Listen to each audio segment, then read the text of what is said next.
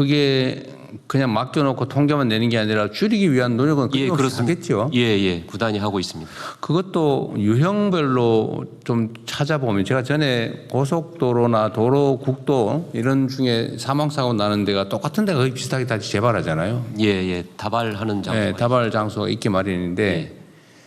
사실 똑같은 장소에서 똑같은 사고가 자꾸 난다는 거는 우리가 대비를 못했다는 뜻이거든요. 예, 일본은 뭐 커브가 심하다든지 그러면 과속 못하게 하여튼 영안되면 과속 방지턱이라도 만들고 옛날에 그 가짜 경찰도 세워놓고 막 그랬는데 아니면 실제 단속을 하든지 예, 저희가 뭐 이렇게 해서라도 줄여야 되는데 예, 그런 노력을 계속하고 있습니다. 하여튼 각 부처청 중에서 이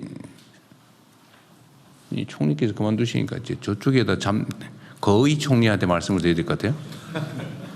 네. 거의 총리께서 그러면 미리 숙제로 네네. 예습 숙제로 근데 사망 유형별로 예를 들면 자살, 산재, 그 산재도 예를 들면 뭐 추락사고 분류할 수 있을 거예요. 그 다음에 왜 발생하는지도 분석하고 그걸 각 부처청에서 각별히 관리를 좀 해주세요. 검찰청 나오셨죠 지금? 혹시 살인 사건이나 이런 것들은 좀 어떻습니까? 범죄로 인한 고의 범죄로 인한 사망. 통계 자체에 대해서는 제가 수치 같은 걸 파악하고 있지는 못하지만 워낙 요즘에 이제 강력한 사건들이 일반적으로 언론에 알려지면서 뭐 특별한 특정한 지역이나 이런 데 있어가지고 국민들의 경각심은 많이 높아지는 그런 상태 같습니다.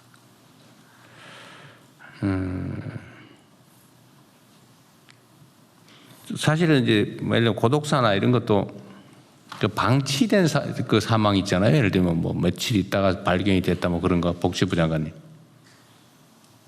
그런 그 유형들도 혹시 요즘 좀 보도 나는 건 좀 없던데 실제로는 좀 어떤가 싶은데. 고독사 통계가 25년에는 한 3,900명, 4,000명이 좀 안 되게 보고는 되고 있습니다. 그 사망했는데 방치돼 있는 네, 혼자 있다 사망한 사망했으니까. 경우입니다. 네, 방치 사례도 일부 있지만 혼자 있다 사망하면 시간이 문제 어쨌든 잠시라도 방치되는 네, 거예요. 네, 그럴 수 있습니다.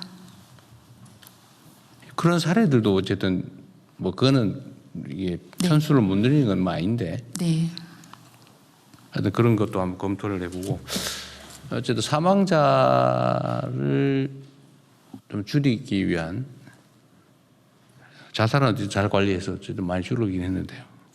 산재도 좀 줄긴 했죠. 오늘이 6월 30일 올해 반기 마지막 날인데 뭐 특별한 대형 사고가 없다면 퍼센테이지로 두 자릿수 이상의 감소폭은 계속 유지되고 있습니다. 어쨌든 뭐 노동부 장관께서 애를 많이 쓰셔가지고 뭐 줄은 건 사실인데 줄었는 중에서도 왜 덜 줄었냐 이 말이거든요. 대통령 말씀처럼 잘못됐다는 뜻은 아닙니다. 연습 잘하셨어요. 더 열심히 하겠습니다. 대통령님 뭐 짧지만 2주 동안 이제 네. 관련 부처 이야기들을 들으면서 든 생각은 이제 자살 관련돼서 저희가 굉장히 오랫동안 잘 대책을 만들고 또 여러 부처들이 협업을 해서 이 원인을 분석하는 걸 좀 굉장히 전 잘했다고 생각합니다. 물론 청소년이나 청년 부분들은 더 봐야 되는데요. 지금 말씀 주신 것처럼 각 유형들의 좀 데이터를 보고 사람의 목숨 관련해서 데이터를 말씀드리는 게 좀 죄송하긴 하지만 또 한편으로 본다면 이 유형과 그리고 어느 시기에 왜 많은지 그리고 어느 지역에서 많이 나는지를 좀 다 보고 있습니다. 이 자살 같은 경우는. 그래서 이런 부분들의 유형을 다 모으고 각 부처들의 데이터를 모아서 저는 이거야말로 정말 데이터랑 AI 넣고 유형 분석해서 제대로 저희가 좀 들어가야 될 그런 부분이라고 생각합니다. 그래서 기술이 사람을 목숨을 살리는데 도움이 되는 굉장히 중요한 프로젝트라는 생각이 듭니다. 그러니까 이게 뭐 범죄든 뭐 어쨌든 과실이든 자살이든 아니면 우발적인 뭐 재난 사고든 이게 사실 우리가 대비하는 데 따라서 많이 줄일 수 있거든요. 그래도 사실 마음 안 쓰고 방치해 놓으면 확 늘어난다고요. 그 전에 총리께서 말씀하셨지만 자살 문제의 최고 책임자가 관심을 갖고 있느냐 여부에 따라서 확 줄어든다고 그때 뭐 그렇게 보고 있잖아요. 그러니까 실제로 우리가 관심 갖고 지켜보고 또 예를 들면 희망을 얘기하고 우리 사회가 좀 더 나아지겠다 싶으면 절망이 줄어들면 자살이 줄어드는 거잖아요. 그래서 우리의 좀 이렇게 의도적인 노력에 따라 충분히 사람들의 목숨을 얼마든지 구할 수 있는 것 같아요. 근데 우리가 예를 들면 방임을 해가지고 무관심해서 살 사람이 죽는다 그런 일은 최소화해야 되겠죠. 어쨌든 요거는 좀 각별히 한번 챙겨봐 주세요. 우리 청와대에서 챙기고 있긴 한데 각 부처가 결국 해야 될 일이니까요. 네, 그러겠습니다. 네.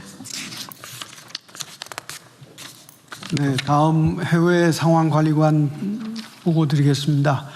미국과 이란 간의 협상은 최근에 다시 무력 충돌이 벌어짐에 따라서 당초 예정되어 있던 핵 문제 관련 후속 실무 협상이 지연되고 있습니다. 다만 양측이 오늘 카타르에서 그 회담을 개최한다고 하니까 지켜봐야 되겠습니다. 이 항의 에너지 관련 공급망 관련해서는 대통령님께서 모두에 강조하신 대로 장기적 대응 체제를 만드는 것이 매우 중요하다고 생각이 됩니다. 외교부는 중동 정세가 안정화되면서 기존의 중동 산유국과의 에너지 협력을 조속히 회복 또 재개할 수 있도록 준비하는 한편 중장기적으로 공급망 다변화하는 노력도 병행해 나가겠습니다. 이상입니다. 네. 어쨌든 외교부도 고생 많으셨습니다. 그리고 총리님, 제가 1년 동안 회식도 한 번 못했다고 그래서 그래도 밥은 한 끼 드리려고 내가 지금 준비하라고 했거든요. 근데 이게 지금 인원수 때문에 오늘은 국무위원들까지만 숫자를 좀 제한해가지고 전심 준비했다고 하니까 생색은 내고 가십시오. 감사합니다. 비상경제 관련해서 한 말씀 이제 마무리되는데 드리겠습니다. 사실 중동 전쟁 발발 이후에 대통령님께서 매우 신속하게 체제를 갖춰주셔서 저희들이 그 국제적으로 비교해보다 상당히 잘 대처를 한 것 같습니다. 최고 가격제, 매점 매석 금지, 공급망 다변화, 전쟁 추경 편성, 피해 지원금 다 저희들이 다방면적으로 대처가 잘 된 것 같습니다. 또 그런 점에서 국민 여러분들께서도 협조해 주셔서 대단히 감사드리고요. 근데 이제 앞으로 남아 있는 과제들이 물가 안정이라든가 공급망 개선 등등 있긴 합니다만은 어제 발표된 과제를 중심으로 해서 대통령님이 또 미래지향적인 또 큰 과제들을 집중력을 갖고 좀 집중해 가셔야 되기 때문에 중동 전쟁의 국면이 한 단계 변하는 상황이어서 이후로는 이제 오늘 이후로는 이제 회의를 대통령님 주재하시는 회의보다는 비상경제는 총리와 내각 중심으로 하는 회의로 전환시키고 이렇게 가는 것이 좋을 것 같습니다. 네, 그렇게 그래도 될 것 같아요. 네, 그렇게 하는 것이 좋을 것 같다는 말씀을 드립니다. 자, 그러면은 다음은 부처보고로 넘어가겠습니다. 의뢰 협상력 강화를 위한 제도 개편 방안을 공정거래위원장 중소벤처기업부 장관님께서 순서대로 보고해 주십시오.